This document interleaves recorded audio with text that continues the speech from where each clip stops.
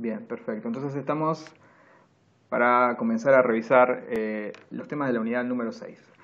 Como siempre en todas las unidades tenemos una pregunta que nos lleva a pensar un poco sobre cuestiones relacionadas a los temas de la unidad y que en principio ustedes no tendrían no sabrían cuál es la respuesta, dado que hace preguntas sobre temas que todavía no hemos visto. Entonces vamos a revisarla y después de ver los temas, a ver qué tal.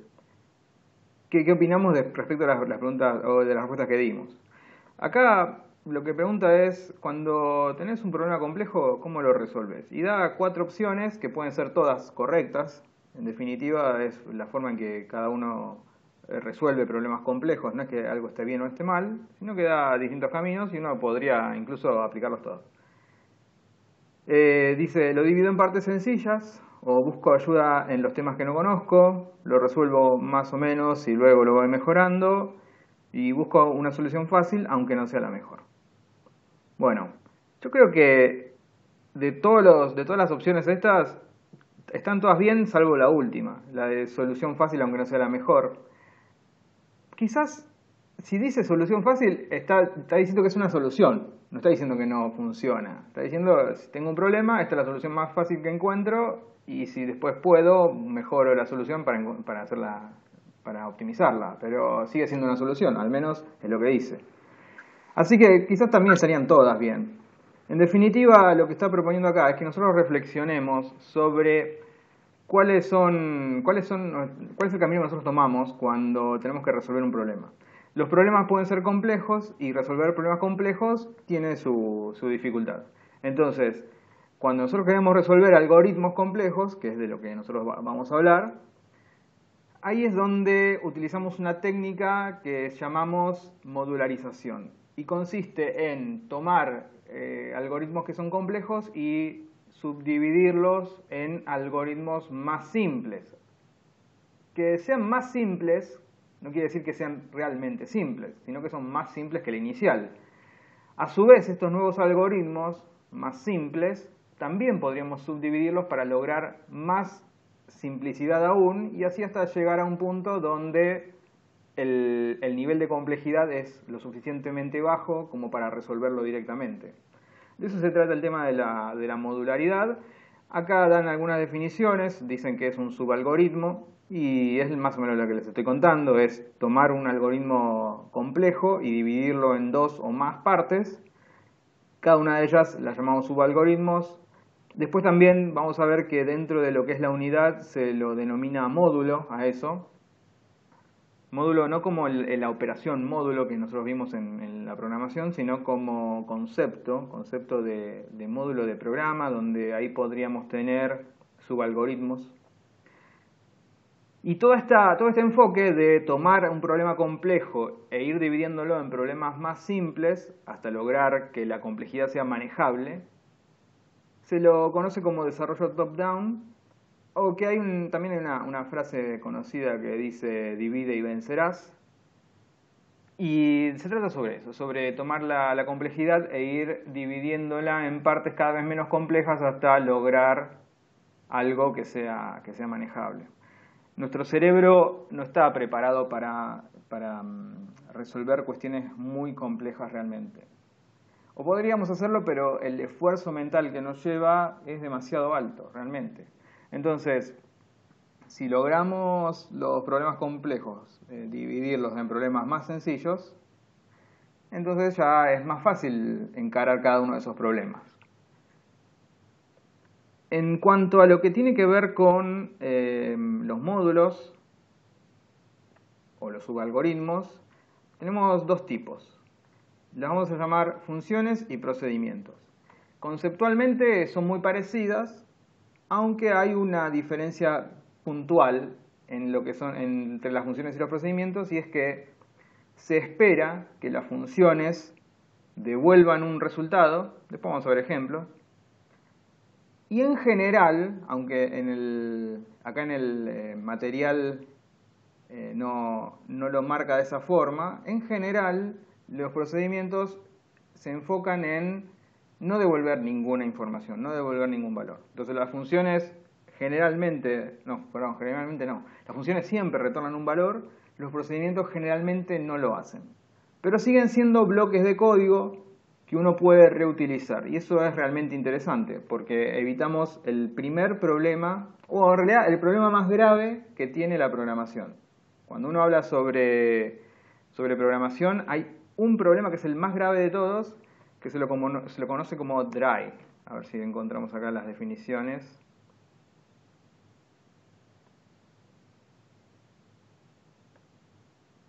Acá. En inglés, dry son las siglas de Don't Repeat Yourself, acá está. Quiere decir, no te repitas a vos mismo. Y en particular, a lo que apunta es a que no tengamos código repetido dentro de nuestros programas. Ese es el pecado más grande que los programadores podemos cometer, repetir código. Porque cuando nosotros repetimos código, eventualmente, más adelante, vamos a tener que hacerle cambios a ese código. Y si el código está repetido en más de un lugar, entonces los cambios los vamos a tener que aplicar en más de un lugar. Y eso lo hace muy tedioso. Entonces, el pecado más grande que los programadores pueden cometer es el de repetir código. Esta sigla, dry, significa eso. Dice, no te repitas a vos mismo. Y esta cuestión relacionada a los subalgoritmos, a lo que tiene que ver con funciones, procedimientos, etcétera, apunta a eso, a que no repitamos código. Bueno, empecemos definiendo algunas cuestiones que están relacionadas a las funciones y los procedimientos. Por un lado tenemos la abstracción. La abstracción es un concepto que nos ayuda a aislar problemas de otros problemas que eventualmente también podemos estar intentando resolver dentro de un algoritmo. Acá tenemos un caso donde dice, tenemos un algoritmo que es el algoritmo que nosotros queremos resolver, y en este caso vamos a partir nuestro algoritmo en 3 subalgoritmos. El caso era el de calcular los promedios de notas de los alumnos. Entonces, el primer paso va a ser obtener las notas de un alumno. ¿Cómo vamos a obtener las notas? No lo sé. No sé cómo vamos a hacerlo, después lo vamos a pensar. El segundo paso es calcular el promedio de notas. ¿Cómo lo vamos a calcular? Bueno, me imagino que voy a tener que hacer una suma y una división, seguramente. Pero exactamente cómo lo voy a resolver, tampoco lo sé. Y un tercer paso es mostrar el promedio de las notas. ¿Cómo lo voy a hacer? Bueno, me imagino que voy a tener que utilizar la instrucción mostrar, que es la que me permite, por ejemplo, en PCInt, presentar información en la pantalla. Pero tampoco estoy seguro cómo lo voy a resolver. Pero sí sé, y esto sí es cierto, sí sé que el algoritmo principal va a seguir estos 3 pasos. ¿Cómo cada uno de estos pasos va a ser resuelto en su momento? Y todavía no lo pensé. Y este es el concepto básico de la abstracción, porque a mí esta capacidad de abstraer cada uno de estos pasos me libera momentáneamente de tener que pensar cómo van a ser los demás. Porque en un momento dado yo me puedo concentrar en resolver este problema. Como este problema es independiente de los otros, no me importa cómo los otros vaya a resolverlos ahora o luego, solo me importa saber cómo voy a resolver este. Es decir, yo me abstraigo de todo el resto del programa, de todo el resto de mi algoritmo, y me concentro solamente en este punto. Esto es muy importante porque si logro hacer eso, entonces puedo concentrarme en un problema más pequeño sin tener que al mismo tiempo estar pensando en los demás. Es más fácil entonces programar de esa forma, porque mi cerebro viene mejor preparado para pensar en problemas o para resolver problemas simples que para resolver problemas complejos. ¿Me están siguiendo? Sí, Gabriel, vamos bien. Lo que sí se entrecorta un poquitito. Ok. ¿Todos están ¿me escuchan entrecortado? A veces sí, cada tanto. Sí, un poco. Oh, bueno, qué lástima. Voy a ver si... Bueno, mejor conexión no tengo. Capaz que si hablo más cerca del micrófono logre mejor efecto. Bueno, lo que les decía, entonces. El tema de la abstracción es súper importante. Porque entonces libero mi cerebro para resolver un problema y me olvido del resto de los problemas que también voy a tener que resolver. En su momento los voy a resolver, pero no es ahora. Entonces ahora yo puedo pensar específicamente en una cosa y concentrarme en eso. Bien, avancemos. Hay otro concepto también muy relacionado a la programación en general, a la programación, que tiene que ver con el ocultamiento de la información, pero no es algo no es algo negativo, no es que uno esté intentando evitar que la información sea conocida, pero está bueno intentar seguir este concepto de ocultamiento de información, porque si nosotros logramos que cada uno de estos subalgoritmos tenga su propio juego de datos, entonces esos juegos de datos no van a interferir con juegos de datos de otros subalgoritmos. Si cada subalgoritmo maneja su propia información, entonces eso protege la información de los demás algoritmos y por lo tanto esos otros son algoritmos que están seguros, entre comillas, porque nadie va a poder modificarlos. El tema del ocultamiento de información también hace que sea más fácil modificar el código de futuro. Vamos a ver el caso anterior, donde teníamos el algoritmo ese de cálculo de promedios. Yo no sé qué información este primer paso de mi algoritmo principal va a necesitar. Pero toda la información que necesite, este algoritmo la va a conseguir. Y al ser responsabilidad del primer algoritmo conseguir esa información, los demás no tienen por qué saber cómo fue que esa información fue conseguida, no tienen que saber ninguna característica de esa información, y eso hace que si yo en el futuro quiero cambiar la forma en que obtengo la información de las notas, por ejemplo, nosotros podríamos hacer que este primer paso de obtener las notas de los alumnos sea... por ejemplo, pedirle los datos al usuario mediante el teclado. Y quizás en el futuro podría ser que los datos de todos los alumnos los tengamos dentro de un archivo Excel o cualquier otro tipo de archivo, no importa, pero están allí todos los datos. Entonces, dado que la responsabilidad de conseguir las notas de los alumnos era de este primer algoritmo, los demás algoritmos, este segundo y este tercero, no les importa de dónde la información salió. Ellos saben que esa información va a estar disponible y la van a utilizar. Eso hace que sea mucho más sencillo modificar el programa en el futuro.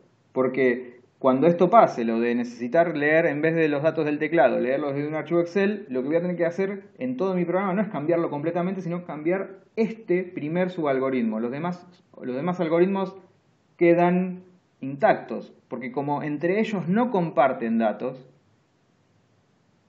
el primer algoritmo puede cambiar sin que los demás se enteren de eso y siguen trabajando de la misma manera que lo hacían antes. ¿Se comprende? ¿Se entiende? Sí. Sí, Gabriel, es como decir, como si tres personas tuvieran información Sí. que la tienen que compartir en algún momento, pero la tienen, entre comillas, en forma codificada. Sí. Vamos a decir, el primer dato lo tiene Juan, el segundo lo tiene Pedro y el tercero lo tiene Roxana. Bueno, Juan hace toda la suma, la cuenta y le tira un resultado.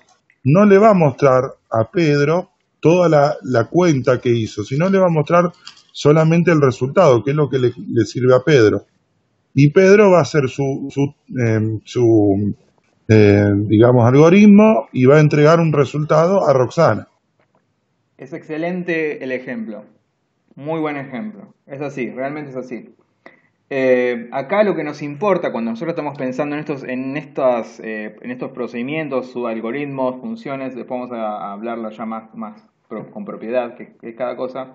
Pero cuando estamos hablando de cada uno de estos módulos, estamos hablando de qué es lo que hacen, no de cómo lo hacen. Y esto es realmente relevante. Porque a mí lo que me interesa saber es qué hace el algoritmo. Si yo sé qué hace el algoritmo, entonces yo eventualmente voy a poder aprovechar la información que ese algoritmo genere en otro algoritmo que venga a continuación.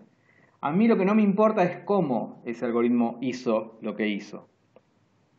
Si yo consigo que los algoritmos solamente dependan entre sí por lo que hacen, no por cómo lo hacen, entonces yo puedo modificar cada subalgoritmo de manera independiente y los demás simplemente no se van a enterar de esto porque los otros algoritmos no les importa cómo resolvió algo, uno de ellos, sino qué es lo que resuelve. El ejemplo es muy bueno, Ezequiel.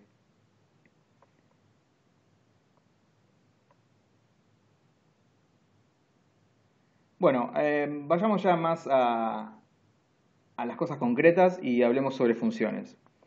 Las funciones y los procedimientos más adelante vamos a verlos también, tienen un nombre. Esto es importante. Tienen un nombre y, como les decía al principio, las funciones están pensadas para retornar un valor. Yo puedo llamar a una función y esa función me devuelve a mí algo. Entonces, por ejemplo, acá tenemos un caso que es en pseudocódigo la función llamada promedio. Este es el nombre de la función, promedio. En este ejemplo es una función que recibe 3 parámetros. Se le llaman parámetros a estas cosas que vienen aquí entre paréntesis. Es una función que recibe 3 parámetros. El primer parámetro se llama num1 y según esta especificación sería el tipo entero. El segundo parámetro lo llaman num2, también del tipo entero. Y tercer parámetro num3, también tipo entero. Y después, fíjense que a continuación de la definición del nombre de la función más su lista de parámetros entre paréntesis, viene el tipo de dato que la función se supone que retorna. En este caso es una función que retorna un valor del tipo real. Es decir, es una función que tiene 3 parámetros de entrada, aquí están los 3, y retorna un valor real. Si analizamos la función, lo que se hace acá es declarar una variable llamada suma del tipo entero. A la variable suma se le asigna la suma de estos 3 parámetros recibidos. Se recibe el número 1, el número 2 y el número 3. Acá se lo suma y se lo asigna a la variable suma. Y después, en particular, en este lenguaje pseudocódigo, se utiliza la expresión devolver, que significa hacer que esta función devuelva un valor, retorne un valor. Y en particular lo que se devuelve es la variable suma dividido 3. Es decir que si lo analizan, lo que está devolviendo esta función es justamente el promedio de 3 números. Es decir, es una función, recibe 3 números, devuelve el promedio de ellos 3.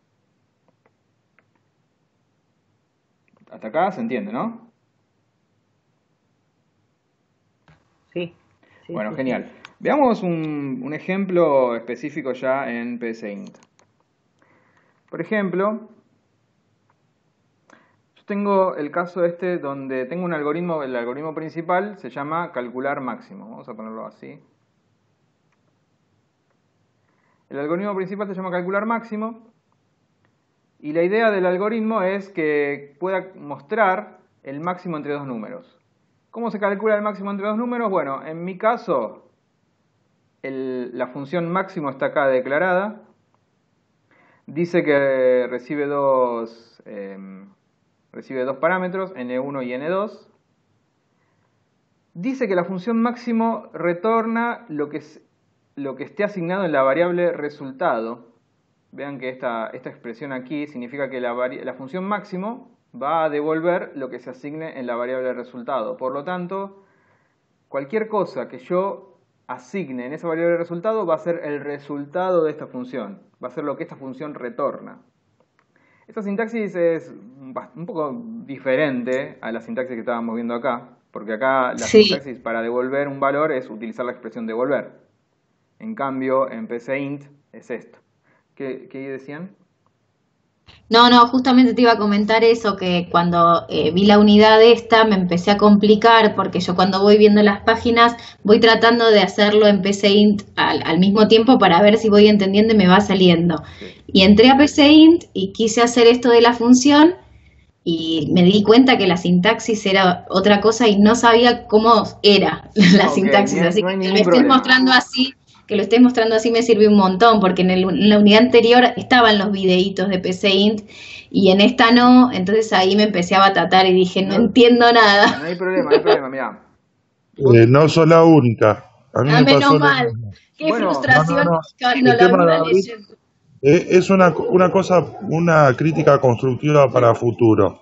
a mí me parece que lo que está aplicado en la página no coincide con el PCI, No. con lo cual genera este tipo de confusiones.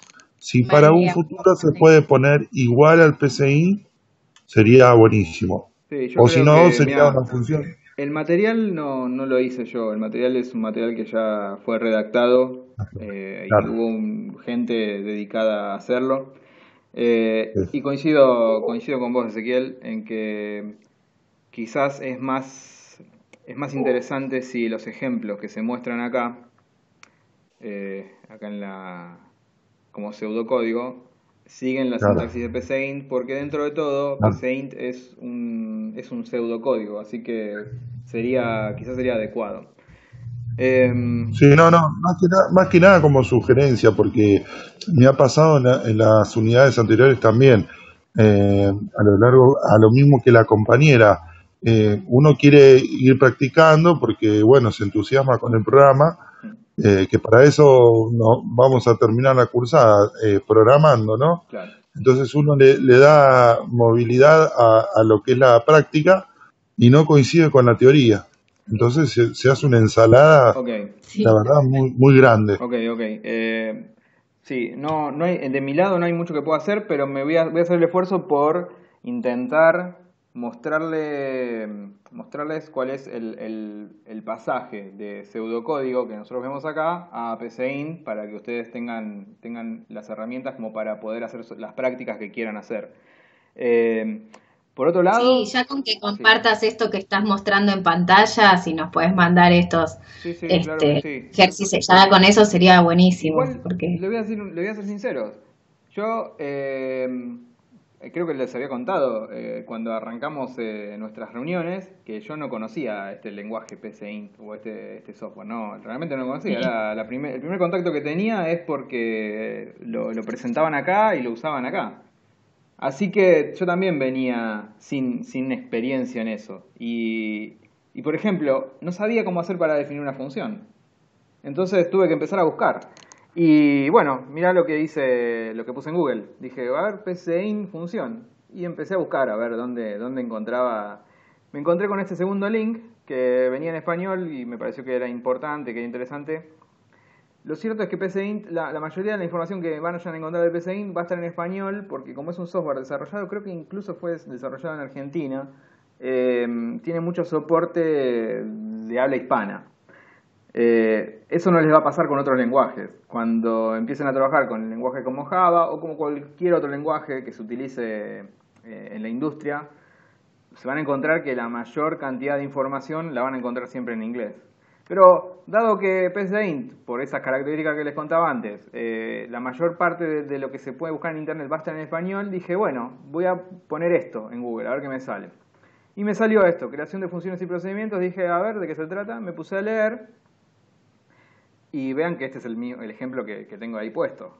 Es decir, antes de leer esto, yo no sabía tampoco cómo se hacían funciones dentro de PCInt, pero bueno, lo encontré y ahora aprovecho y les explico un poco de la sintaxis.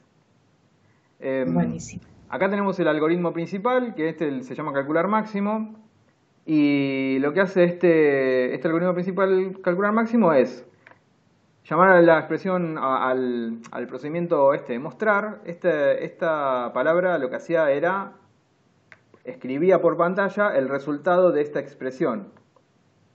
Esta expresión que tenemos acá, en particular ahora, es la expresión de la función máximo, que es una función que se definió acá abajo. Ahora la analizamos en detalle.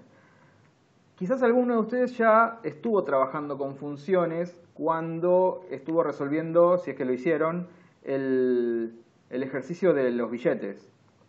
Alguien, no me acuerdo quién fue, pero alguien me preguntó cómo se hacía para redondear un número.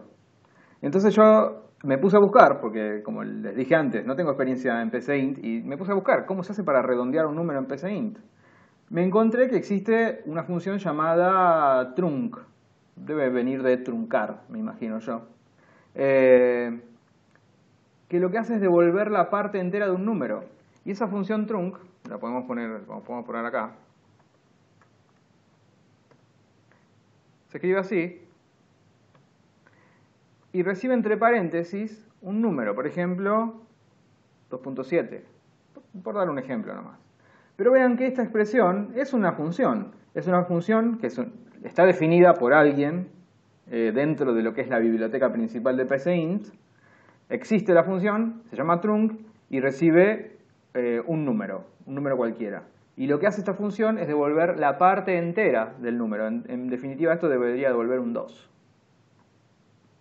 Pero bueno, ahí, en ese caso, quien lo haya utilizado ya tuvo acceso al uso de una función. Solamente que, en particular, esta función no era una función que ustedes mismos hubieran creado, sino que era una función ya existente.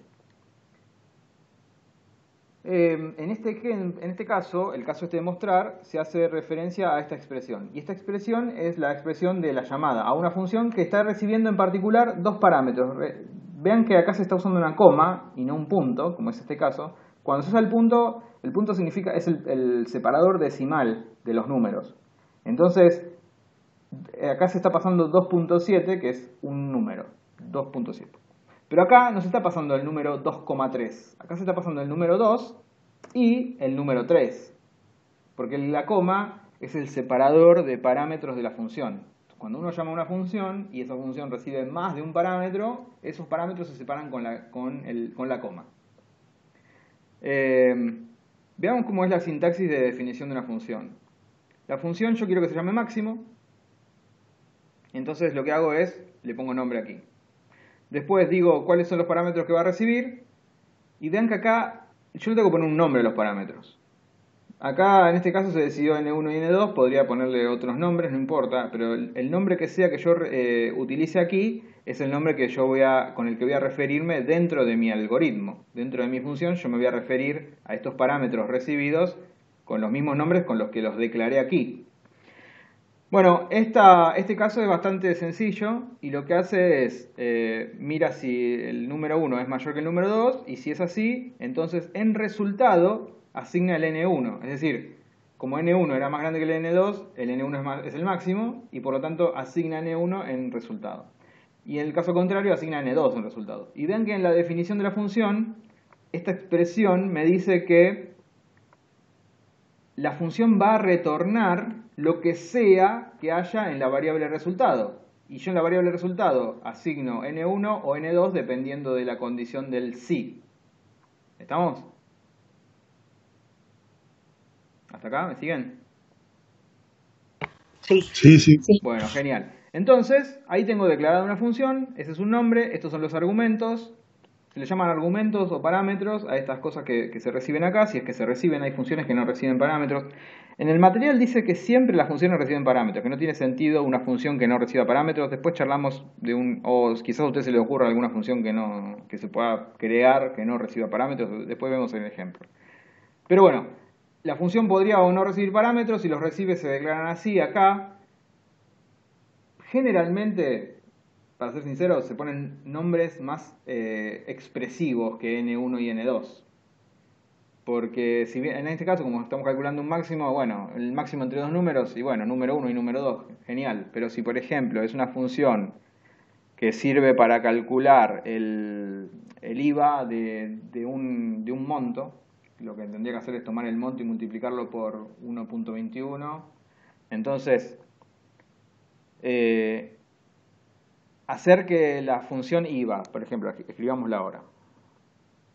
Esto es un ejemplo de algo que no habría que hacer. Llamémosle IVA a la función. Y es una función que necesita un solo parámetro. Necesita que yo le diga un monto. Y a partir de ese monto, la función calcula cuánto es el monto más IVA. ¿Cómo sería la solución de esta función? A ver si se les ocurre. ¿Qué debería asignar acá en resultado?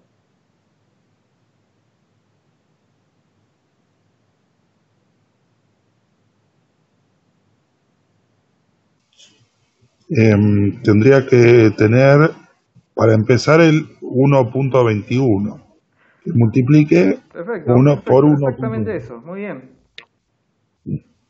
Muy bien, ahí está, genial. Entonces cada vez que tiro un dato, lo va a multiplicar por 1.21 y va a tirar el IVA. exacto, está perfecto, es así. Ahora, Lo que no está bueno de esta función es el nombre de este parámetro, llamarlo N1. Esto es bastante feo. Este nombre no me dice qué significa la información que este parámetro va a tener. Mejor yo lo llamaría importe. Porque si ahora yo leo importe, digo, bueno, me imagino entonces que debe ser el importe de un producto, o el importe de una factura, o el importe de algo. Si el parámetro se llama N1, eso a mí no me dice nada. Como programador no me dice nada. No significa que la función no vaya a hacer lo que tiene que hacer. Lo va a hacer bien, seguro. Pero a mí como programador no me dice, no me da información, esa información que yo estoy necesitando para entender qué es lo que hace la función. Para la computadora es lo mismo que se llame X, que se llame importe, que se llame N1 o que se llame Z14. Para la computadora es lo mismo, porque ella solamente sabe hacer cuenta. Pero yo como programador quiero poder entender qué significa el código. Y para poder entenderlo, los nombres son importantísimos. Y lo mismo que si esta función, en vez de llamarla IVA, la llamara X. Genial. La función calcula el importe más IVA y lo devuelve. Pero si la función la llamo X, eso a mí, como programador, no me está dando información sobre qué se supone que esa función hace. Por eso, los nombres son fundamentales. Entonces, cosas que son fundamentales en la programación es no repetir código. Otra cosa que es fundamental es utilizar nombres que reflejen la intención de las cosas.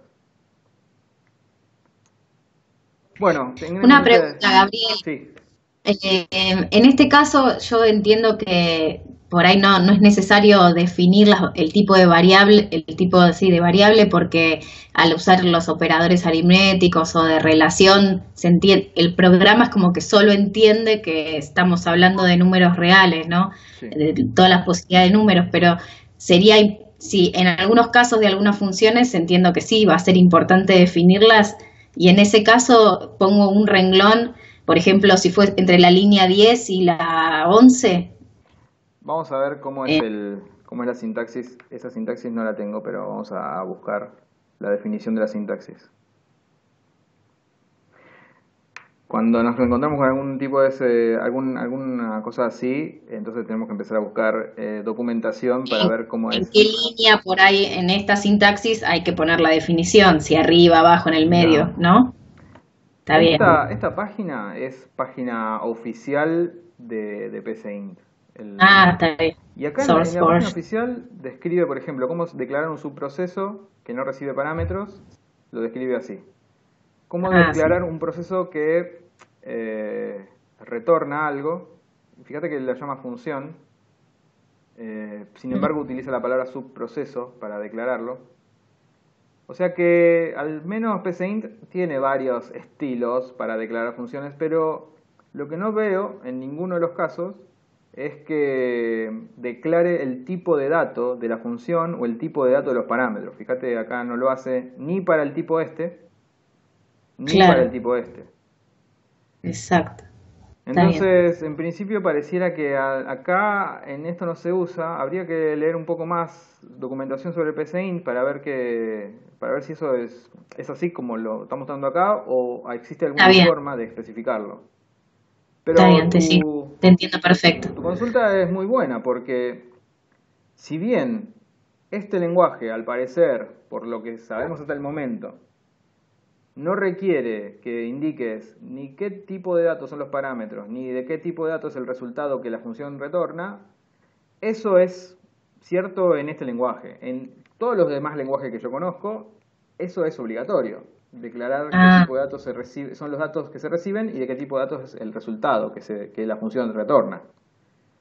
Pero bueno, avancemos con esta sintaxis, que es una sintaxis un poco menos exigente que la sintaxis de otros lenguajes. Y veamos cómo esto funciona. Después, Gracias. Creo que les había comentado antes, cuando uno aprende a programar, cuando uno logra entender estos conceptos de programación, después hay que ver cómo estos conceptos se escriben con la sintaxis de cada lenguaje particular. Pero termina siendo siempre lo mismo. Si uno entendió que es una función, después dice, a ver cómo se escriben funciones en Java, encuentra documentación, las funciones en Java se escriben así, genial, listo. Pero lo que es importante saber es el concepto de qué es una función, para qué la utilizaríamos. Después vemos cómo se escribe en Java, cómo se escribe en C++, cómo se escribe en PHP, cómo se escribe en cualquier otro lenguaje. Cada lenguaje tiene su particularidad, pero esos conceptos están en todos. Por eso lo importante acá, si bien la sintaxis es valiosa y es importante, sin sintaxis correcta esto no anda directamente, pero acá me parece lo más relevante es hacer el foco en los conceptos. Y la sintaxis es un poquito más flexible en este lenguaje que en los otros. ¿Sí? Está bien, buenísimo, sí, mil gracias. Genial. Bueno, veamos qué es lo que esto retorna. Le acabo de hacer esta modificación, así que seguramente tendría que aparecer un 2 acá, porque esta expresión mostrar lo que hacía era mostrar el resultado de esta otra expresión, y esta expresión debería devolver 2. Así que debería mostrar 2. Y si escribimos bien la función máximo, entre 2 y 3, el máximo es 3. Así que la expresión esta mostrar debería mostrar un 3. Vamos a aprovechar, y ya que escribimos la función IVA, vamos a llamarla también, y vamos a verla con un ejemplo. Vamos a ver un ejemplo que sea fácil de visualizar. Si nosotros le decimos que me muestre el IVA de 100, el IVA de 100 va a ser 121. Eso es un ejemplo fácil de visualizar, así que veamos cómo esto se ejecuta. Lo corro y me aparecen las 3 líneas. El 2 primero, porque es la salida de trunc de 2.7. Después un 3, que es la salida del máximo entre 2 y 3. Y después 121, que es la salida del IVA de 100. Una cosa interesante que tiene PCInt es la ejecución paso a paso. Vean, la ejecución paso a paso me permite a mí que me muestre con una flecha y me remarque la línea en qué instrucción va la ejecución. Vean que ahora la ejecución está en la primera línea, es decir, arrancando el algoritmo. Entonces le voy a poner acá avanzar un paso. Ahora está en la segunda línea. Bueno, en realidad sería línea 3, pero sería la segunda instrucción, ¿no? Mostrar, y llama a la expresión trunc 2.7. Esta expresión trunc es una función que es parte de la librería o de la biblioteca base de PCInt, así que yo no voy a tener acceso a ella. Si yo le digo avanzar, le digo avanzar un paso, fíjense que la ejecución cambió esta línea y ella en la consola ya apareció el 2, que es el resultado de esta ejecución. Ahora lo que hace es, va a tratar de ejecutar la expresión mostrar máximo 2,3. Entonces yo le voy a decir acá avanzar un paso. Cuando le pongo avanzar un paso, vean que inmediatamente salta a la función. O sea, la ejecución salió de aquí y llegó a la función. Cuando le digo avanzar un paso, entra en la función y empieza a ejecutar la función línea a línea. Incluso acá, si ustedes ponen el mouse sobre cada uno de los parámetros, hasta pueden ver qué valor tiene. Acá me está mostrando mal, porque este es N2. N2, fíjense que me dice que contiene un 3 actualmente. Y fíjense que acá me dice que N1 actualmente contiene un 2. Y está bien que N1 contenga un 2 y N2 contenga un 3, porque son los parámetros que yo pasé aquí. Después yo puedo hacer avanzar un paso, y fíjense que el sí no se cumplió, porque resultó que N1 no era mayor que N2. Entonces fue por el si no. Avanzo un paso más, asigna en resultado el N2, es decir, el 3. Avanzo un paso. Ahora se fue al fin sí. Avanzo un paso. Ahora ya está en el fin de la función. Avanzo un paso. Y esto ya ha terminado de hacerse y en la consola ya aparece el 3. Voy a avanzar un paso. Y ahora saltó a la función IVA, donde importe actualmente vale 100. Genial.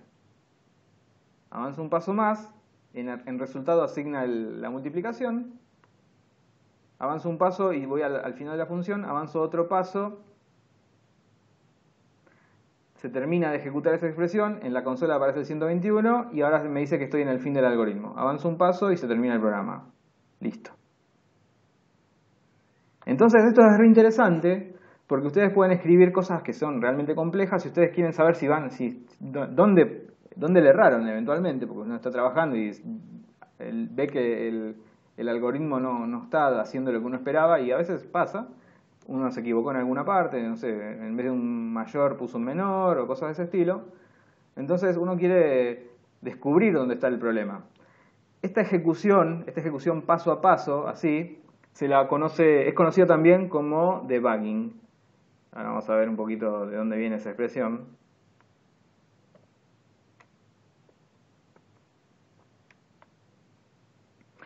Acá, debugging, o en español, depuración de programas, consiste en la técnica de evaluar las instrucciones de cada programa para descubrir los errores. ¿Y saben de dónde viene esta expresión debug? Viene primero de bug, que acá lo están mencionando. Bug significa bicho en inglés. Resultó que una de las primeras computadoras, fíjate, en el año 1947, imagínate, en esa época las computadoras ocupaban toda una habitación y hacían muy pocos cálculos. Empezó a andar mal y el técnico que estaba allí empezó a buscar por qué andaba mal y encontró que en uno de las válvulas, porque en esa época ni siquiera había transistores, eran válvulas, en una de las válvulas había una polilla. Y eso hacía que la computadora fallara y que el programa fallara también, el programa que esa computadora corría. Entonces, lo que el técnico hizo, a ver si vemos la foto. Lo que el técnico hizo fue quitar la polilla de la válvula esa que estaba fallando y como llevaba un cuaderno donde anotaba cualquier incidente que ocurriera durante la ejecución del programa, pegó la polilla allí y fue la primera vez que se utilizó la expresión debug como quitar el insecto para corregir el error. Y de ahí todo el mundo, de ahí en más, todo el mundo no, todos los programadores utilizamos la palabra bug para indicar un error en un programa y la palabra debug para indicar esto de descubrir dónde está el error. Bueno, una historia que, no sé, es así, es un poquito gracioso. Nosotros utilizamos estas herramientas que tiene PCInt para poder hacer un seguimiento paso a paso del programa y eventualmente descubrir un error. Cuando hacemos eso, lo que podemos decir es que estamos haciendo debugging, que es justamente siguiendo el programa paso a paso para encontrar algún problema que mirando simplemente el programa no logramos descubrir. Bueno, anécdotas de las computadoras. Año 1947, 60 años, bueno, ya están. 70 años, wow. Bueno, ahí tenemos entonces funciones. Por otro lado tenemos procedimientos. Bueno, acá sigue hablando sobre funciones. Y acá tenemos el tema de procedimientos. Los procedimientos son similares a las funciones, pero en particular no se espera que los procedimientos retornen datos. Aunque acá, digamos, para ser estrictos, lo que se espera es que los procedimientos no retornen información. Eso es lo más común. Acá en el material de la unidad se menciona que los procedimientos se utilizan en lugar de funciones cuando uno quiere retornar más de un valor. Yo la verdad no sé si estoy tan de acuerdo con eso. Para mí los procedimientos son como las funciones, solo que no retornan valores. A veces uno necesita hacer alguna operación y no tiene por qué retornar nada. Por ejemplo, no sé, el caso de conseguir todos los promedios de los alumnos. Quizás no hay que retornarlos, quizás hay que almacenar esos promedios en una variable y los demás algoritmos asumen que en esa variable esos datos van a estar y ya está. Bueno, la cuestión con los procedimientos es que terminan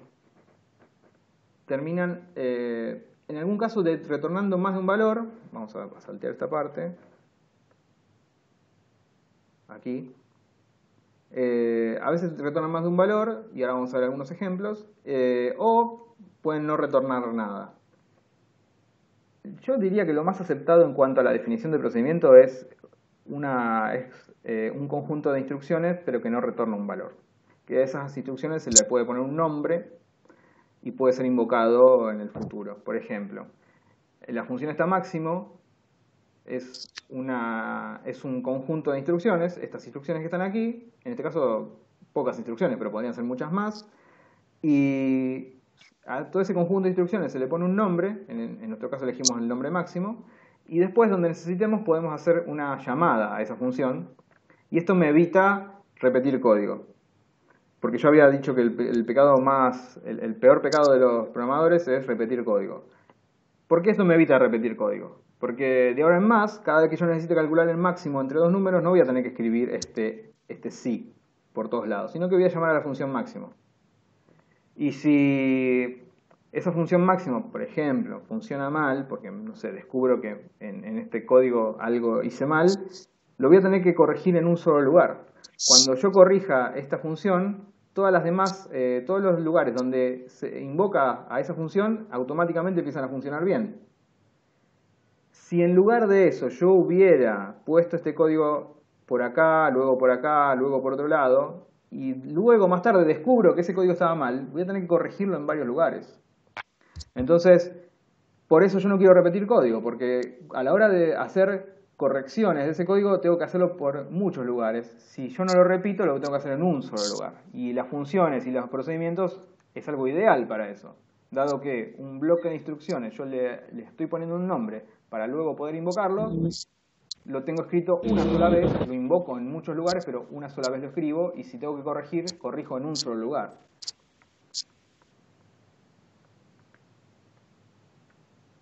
Veamos un poco de procedimientos. Los procedimientos, acá por ejemplo, dan un caso de la división. Dice, recibimos dos parámetros, el num1 y el num2, y acá dice que estos dos parámetros van a ser el tipo entero. Fíjate que le pone un punto y coma, como para separar parámetros que ingresan de parámetros que salen. Esos parámetros que salen los va a llamar C y R, y también son número entero. Y acá, así como antes hizo Ezequiel una crítica, yo también hago una crítica a esto. La verdad que en vez de llamarlo C, lo podríamos haber llamado cociente, que quedaba mucho más claro. Y en vez de R, lo podríamos llamado resto, que también da mucha más información al programador. Pero bueno, ya está hecho así. Fíjense lo que hace este procedimiento. Recibe dos parámetros enteros, sería, y en el parámetro C, que es un parámetro que va a ser un parámetro de salida, asigna num1 div num2, es decir, hace la división entera entre num1 y num2 y lo asigna en C. Y después utiliza el operador resto, que en PCInt se llama mod, y calcula el resto de la división y lo asigna en R. Como estos dos parámetros acaban de ser asignados, cuando la llamada a este procedimiento de división termine, en los parámetros que han sido pasados aquí van a estar esos resultados. A eso se le llama parámetros por referencia. En PCInt existe el concepto de parámetro por referencia, que lo estábamos viendo acá, perdón, acá estaba. En PCInt existe los parámetros por referencia, y se lo indica así, se pone el nombre del parámetro y después la expresión esta, por referencia, indicando que este parámetro podría ser modificado. Vamos a probar esto.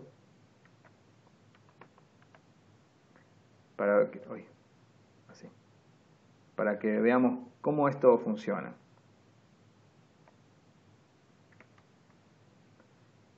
Vamos a llamar esto elevar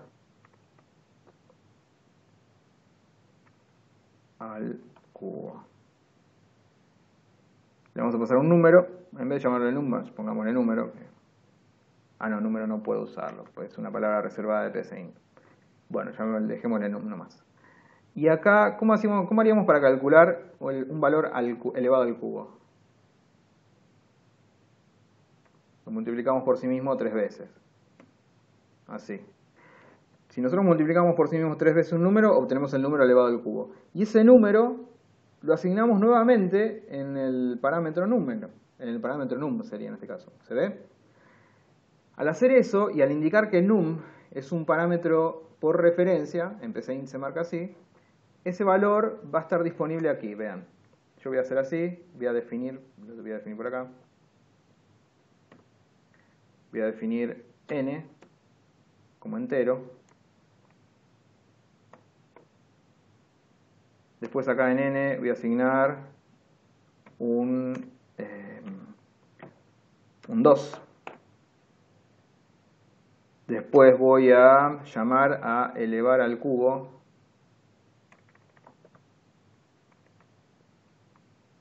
Voy a pasar de parámetro el 2. Perdón, el 2 no, la n, disculpen. Y después acá voy a mostrar qué es lo que vale n. ¿Qué opinan que va a valer n? Vean que acá se le asigné un 2. Llamo a este procedimiento y muestro el valor de n. ¿Qué opinan que vale n?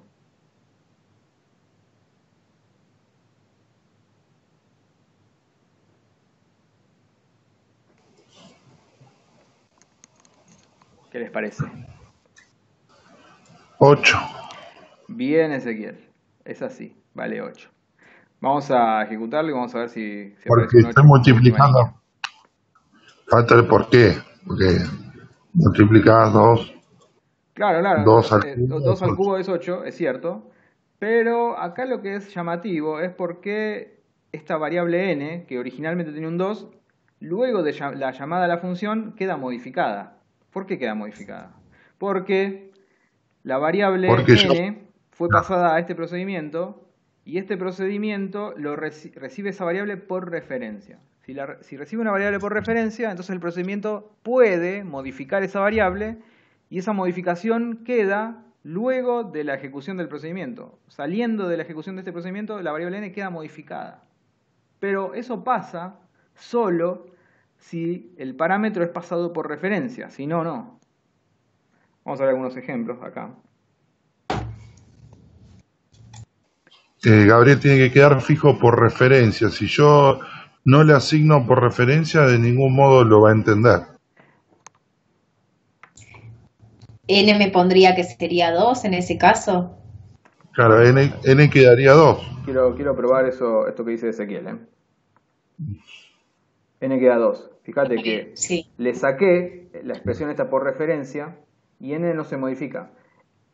Acá, si nosotros miráramos qué vale num, acá adentro num vale 8. Pero al no haber sido pasado num por referencia, cuando el procedimiento termina, el valor que esto tenía asignado se pierde y queda el valor original, que era un 2. Y esto es realmente importante. Cuando el parámetro se pasa por referencia, y eso se indica aquí,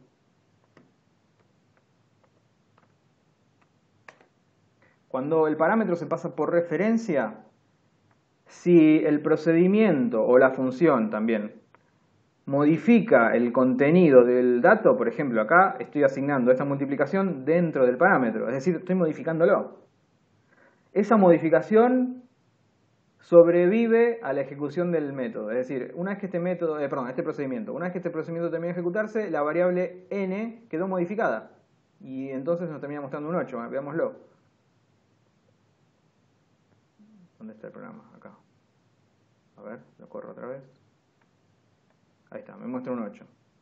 Ahora, si el parámetro que la función, el procedimiento recibe no es pasado por referencia, la modificación se hace, pero se hace internamente dentro del procedimiento. Una vez que el procedimiento termina, todas las variables que fueron pasadas a ese procedimiento vuelven a tener los valores originales. Es decir, que esto se mantiene en un 2. Vamos a correrlo así. Ahí está el 2. ¿Se ve? ¿Se entiende esto de los parámetros por referencia o por valor se le llama? Cuando uno no especifica nada, se entiende que el parámetro se pasa por valor y es decir que cualquier modificación que sufra ese parámetro dentro del procedimiento simplemente queda allí, en el procedimiento, no sale de allí. Cuando un parámetro se pasa por referencia, las modificaciones que ese parámetro sufre dentro del procedimiento sobreviven a la ejecución del procedimiento. ¿Quedó claro? Sí, un poquito. En la teoría sí, después en la práctica, no sé, me cuesta imaginarme. Okay. Coincido con Karen. Vamos a encontrar lugares donde esto va a ser útil. Por ejemplo... Para Gabriel te hago una consulta rápida. Dale. ¿El programa PCI se utiliza en la vida real para algo o solamente...? No. Es solamente con fines académicos. Está bien. Pero yo de conocer muchos lenguajes de programación, a esta altura ya habré trabajado con unos 15 lenguajes de programación. Todos los conceptos que se ven acá son los mismos que están en los demás lenguajes. Así que desde el punto de vista académico es muy práctico No estoy criticando, digo, al contrario. Yo no tenía conocimiento de programación y esto me abrió la cabeza un montón. Felicito al que hizo el PCI. Sí, a lo que voy es que tiene un montón de cosas que si uno no las investiga se quedan en el olvido. Estoy de acuerdo. Pero es una gimnasia que tenemos que tomar, porque los lenguajes de programación son complejos, tienen un montón de cosas, y por más que uno trabaje quizás años, que a mí me pasa haber trabajado años con ciertos lenguajes, todo el tiempo estás viendo o aprendiendo cosas nuevas, porque estás trabajando y te piden, habría que hacer tal cosa, y te pones a pensar y es algo que quizás no hiciste antes, ¿y cómo se resuelve esto? Y bueno, a ver qué me dice Internet sobre el tema. Y te encontrás con que el lenguaje podía o permitía hacer cosas que vos ni te imaginabas porque nunca las habías visto. Y estás aprendiendo del lenguaje, estás aprendiendo conceptos o particularidades nuevas todos los días realmente. Te va a pasar con cualquier lenguaje que aprendas. Vas a decir, bueno, ¿cómo en este lenguaje escribo una función? ¿Cómo escribo un procedimiento? ¿Cómo declaro variables? ¿Cómo asigno datos? Etcétera. Todas esas cosas son comunes y las vas a aprender. Pero después, además, cada lenguaje tiene un montón de particularidades que lo hacen destacado frente a los demás. Hay lenguajes que tienen soporte para ciertas cosas que otros lenguajes no tienen, y entonces esos lenguajes en ciertos entornos o en ciertos problemas son más adecuados que otros, porque resuelven cierta problemática quizás con menos código que otros. Pero los que nosotros vemos acá, estos conceptos, funciones, procedimientos, asignación de variables, declaración de variables y todo eso está en todos los lenguajes. Todo el tiempo te va a pasar, si te dedicas a esto, que vas a estar todo el tiempo aprendiendo cosas nuevas de un lenguaje que quizás llevas años trabajando, realmente. Bueno, ahí estábamos. Respecto del tema de los procedimientos que devuelven datos, hagamos lo siguiente, pensemos en este otro ejemplo. A ver, quiero hacer uno nuevo. Vamos a llamarlo promedios, y es el cálculo de promedio de 3 notas. Nuestro ejercicio decía que primero tendríamos que obtener los datos de las notas del alumno. Entonces vamos a hacer una llamada a un procedimiento llamado obtener notas. ¿Qué le voy a pasar a obtener notas? Le voy a pasar las notas. Le voy a pasar nota 1, pues son 3 notas, así que estos nombres, discúlpenme que los numero, pero no sé qué más ponerle. Cuando el nombre es claro así, lo dejamos así. A mí no me gusta usar nombres que no son claros, y hay situaciones donde realmente se amerita poner un nombre claro. Acá estamos hablando de 3 notas. Llamar la nota 1, nota 2 y nota 3 me parece claro, pero eventualmente alguien podría tener una objeción respecto de esto. Bien, ¿qué es nota 1, qué es nota 2 y qué es nota 3? Y deberían ser 3 variables. Ahora yo las voy a declarar por acá.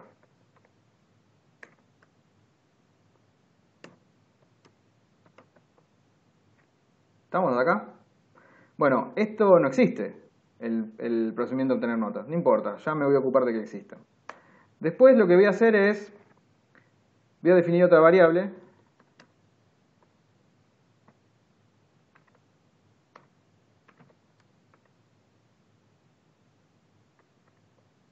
¿Cómo eran los...? Era como real, esta parte no me acuerdo. Sí, como real, ahí está. Y lo que voy a hacer es asignar en promedio una llamada a la función, a una función que no existe aún, que la voy a llamar calcular promedio. Le voy a pasar las 3 notas, porque la función esta tendría que recibir las 3 notas y poder calcular el promedio. Y después voy a llamar a un procedimiento que se va a llamar mostrar promedio, al cual le voy a pasar de parámetro esto que calculé anteriormente. Entonces, fíjense que lo que yo hice fue resolver mi problema utilizando subalgoritmos. Estos subalgoritmos todavía no los escribí, no sé cómo van a funcionar, pero sí sé lo que van a hacer. Yo sé que obtener notas, de alguna forma va a obtener 3 notas y me las va a devolver acá en estas 3 variables. Yo sé que va a hacer eso. Después me fijo cómo lo hago. Voy a tener una función que la llamo calcular promedio, que va a recibir 3 parámetros, 3 números, y me va a dar el promedio entre esos 3 números. No sé cómo lo voy a hacer, pero eso es lo que va a hacer. Y por último, voy a hacer un procedimiento que se llama mostrar promedio, que va a recibir de parámetro un promedio en particular y me va a escribir en la pantalla el promedio de tal es tanto, o el promedio calculado es X. Acá lo que estoy haciendo es dividir ponerle el el problema título original en 3 subalgoritmos. No sé cómo los voy a resolver, ya me voy a encargar de ello, pero al menos ya lo dividí. Ahora ya puedo concentrarme en cada uno de sus subalgoritmos de una manera particular. ¿Qué decías, Ezequiel?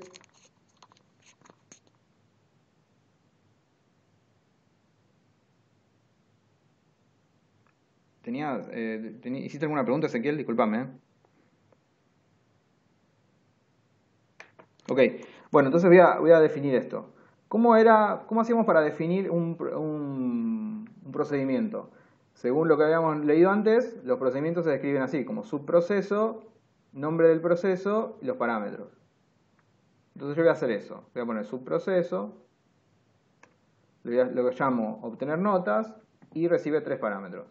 Le voy a llamar N1, no, lo vamos a llamar, esto es mucho más claro. Iba a llamarle N1, pero esto es feo. Vamos a llamar nota 1, nota 2, nota 3. Yo quisiera que estos 3 parámetros sean parámetros por referencia. Entonces, nota 3 es por referencia, nota 2 es por referencia, nota 1 es por referencia. Hago lo siguiente, leer nota 1. Primero voy a escribir en la pantalla, ingrese la primera nota. Después voy a escribir en la pantalla, ingrese la segunda nota. Y esto lo leo en nota 2. Y después escribo en la pantalla, ingrese la tercera nota. Y esto lo guardo en nota 3. Vean que esta expresión leer va a guardar lo que el usuario haya escrito vía el teclado en esta variable. O sea que esta variable se va a modificar, definitivamente. Y como esta variable fue recibida por referencia, cuando este procedimiento termine, esta otra variable va a contener el valor ingresado por teclado. Acá es un buen uso de la expresión esta por referencia, porque yo quiero tomar la información, pero quiero que esa información sobreviva luego de la ejecución del subproceso. Bueno, tengo el primer proceso hecho. Voy a hacer esta función. ¿Cómo hacíamos funciones? Bueno, por lo que habíamos visto, se declara con función una expresión donde se va a retornar algo y el nombre de la función con sus parámetros. Entonces vamos a hacer así. Vamos a poner función.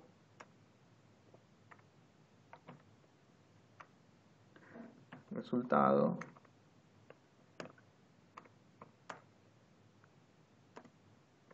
calcular promedio, recibe 3 notas. Nota 1, nota 2, nota 3.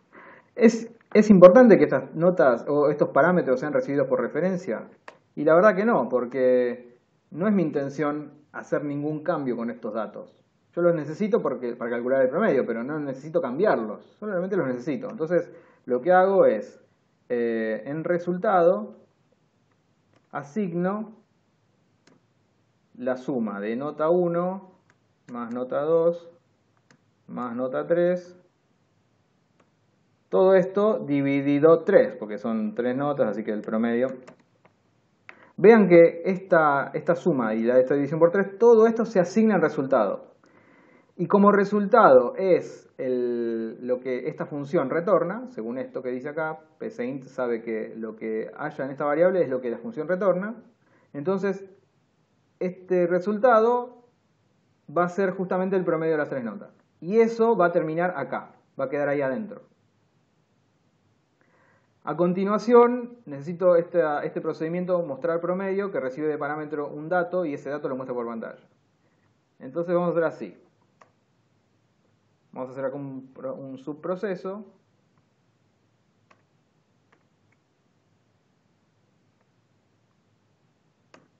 Llamado mostrar promedio, que recibe de parámetro un promedio.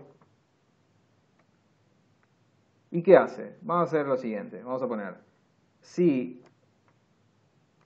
promedio mayor a 4 o mayor o igual que 4, entonces vamos a poner aprobaste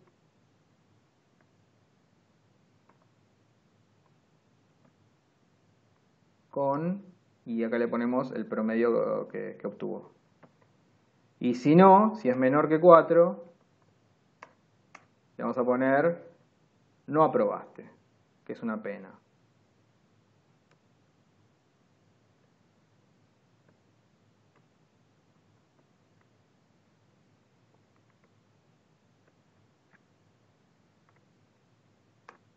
¿Me siguieron hasta acá con lo que estoy escribiendo? Como Sí, yo perfecto. dividí mi algoritmo principal en 3 subalgoritmos, para mí luego fue más fácil de pensar cada una de las cosas que tenía que hacer. Vamos a ejecutarlo y vamos a ingresar 3 datos. Gabriel, Sí, ahí me escuchás, ¿no? te escucho. Sí, lo interesante de esto es que cuando vos armaste el algoritmo por completo, Sí, fíjate que cuando le fuiste asignando a cada uno, primero le pusiste como un título. sí, Obtener notas de un título, promedio otro título, mostrar promedio de un título.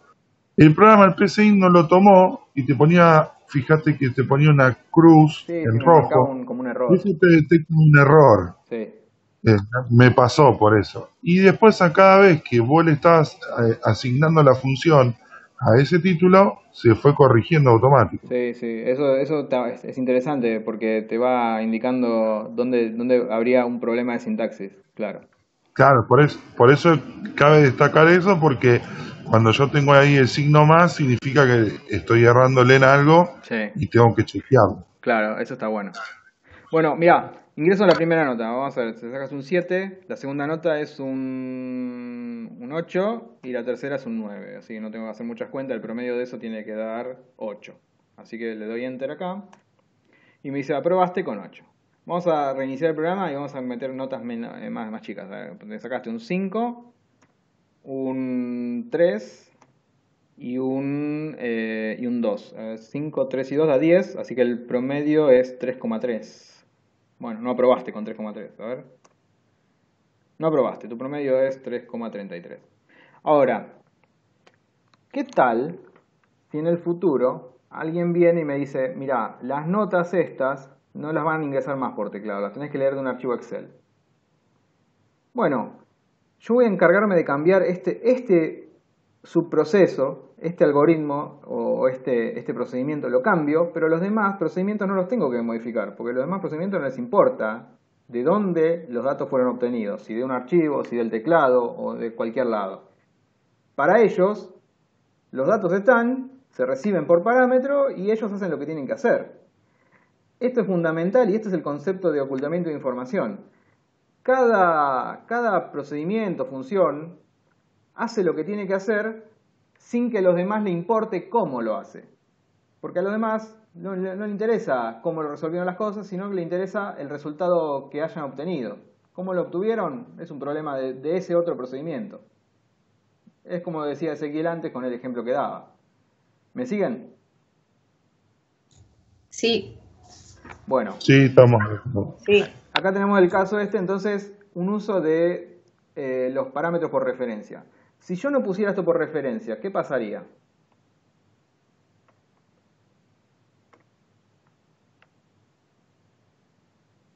Como yo no los pongo por referencia los parámetros, acá se modifica nota 1, acá se modifica nota 2, acá se modifica nota 3, pero esa modificación queda solamente dentro del ámbito del procedimiento. Una vez que el procedimiento terminó y llegamos a este punto, las variables estas vuelven a tener el valor que tenían originalmente. Y entonces el promedio sería sobre 0 con 0 con 0. Daría promedio 0 y mostraría que el promedio es 0. Probémoslo, vamos a ver que va a dar 0 en todo caso. Le pongo, no sé, 9, le pongo 10 y le pongo 10. Este tipo tendría que aprobar. Y sin embargo me dice, mira, tu promedio es 0. ¿Por qué? Porque estas variables fueron modificadas acá, pero esa modificación quedó dentro del ámbito del procedimiento. No salió de este procedimiento esa modificación.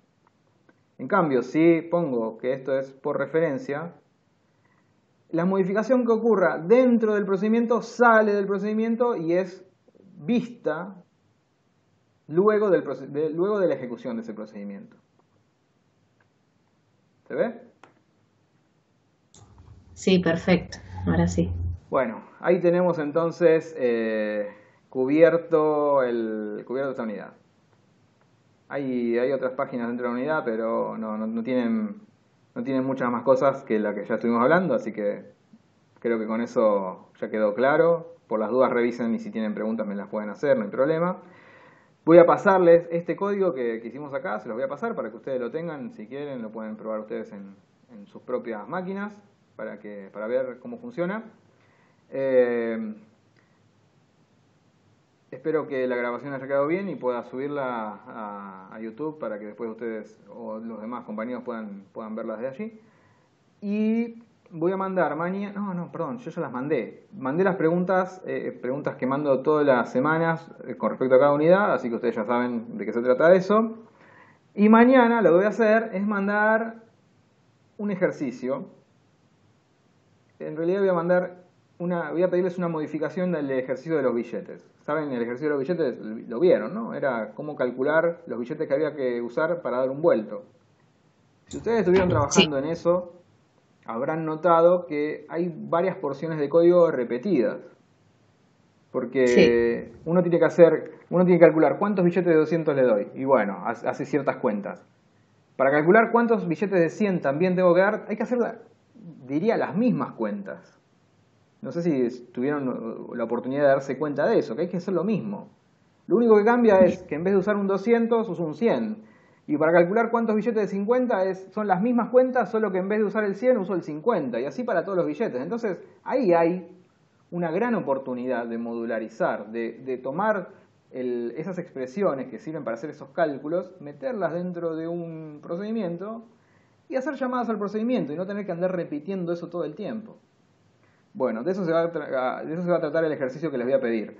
Les voy a enviar mañana un correo con el detalle de lo que necesito y consiste justamente en eso, en aplicar estas ideas de procedimientos para modularizar el ejercicio de los billetes. Si no lo hicieron aún, bueno, van a tener que hacerlo. ¿Está bien, gente? ¿Quedó claro? ¿Tienen alguna pregunta?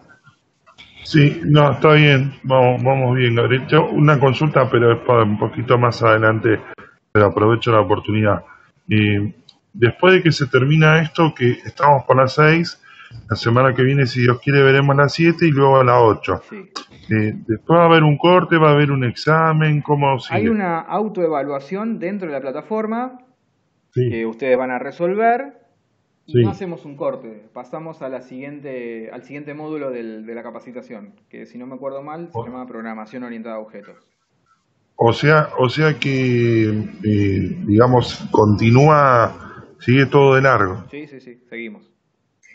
Ok, ¿y esa autoevaluación se considera la nota ya? Eso, mira, la verdad no te sé decir qué tan vinculante es el resultado de esa Ah, autoevaluación. Lo que yo ok, tengo entendido hasta el momento es que una vez completadas todas las unidades de todos los módulos, que son 4 módulos, creo que 8 unidades cada módulo, una vez completado todo, eh, hay un examen presencial. ah, Eso no sé cómo se coordina, supongo que, bueno, en este curso hay gente de todas las provincias, así que habrá sedes en cada lugar. sí, sí, No estoy seguro, no sé cómo es eso, la verdad, no tengo noticias. Sí me han ok, confirmado que el examen es presencial al final, sí. pero no sé exactamente, no tengo más detalles respecto del tema. No, está bien, Gabriel, te pido disculpas porque esto es más para mucho más adelante. Sí, sí, Lo bueno, que igual no hay quería saber problema. si Lo que yo había una sepa lo puedo evaluación. comentar, lo que no sé Claro, no yo lo que tengo. quería saber si entre módulo y módulo había una evaluación presencial o al final, o si era al final, y ya me lo aclaraste que es al final del módulo, Sí, de todos los módulos. sí, así es. Ok. Así Bueno, es. muchas gracias, Gabriel. Bueno, ¿alguna pregunta, alguna sugerencia, lo que sea?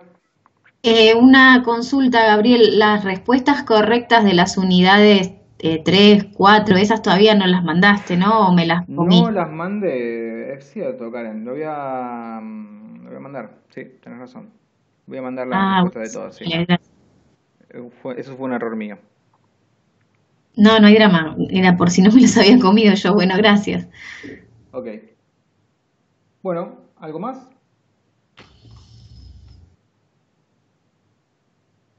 Listo, No, gracias, Gabriel. Bueno, Buenas noches. entonces, bueno, gracias a ustedes, muy buena participación y hablaremos del próximo jueves. Chao, hasta el próximo jueves. gracias. Chau, chau. Adiós, adiós. Chao, gracias.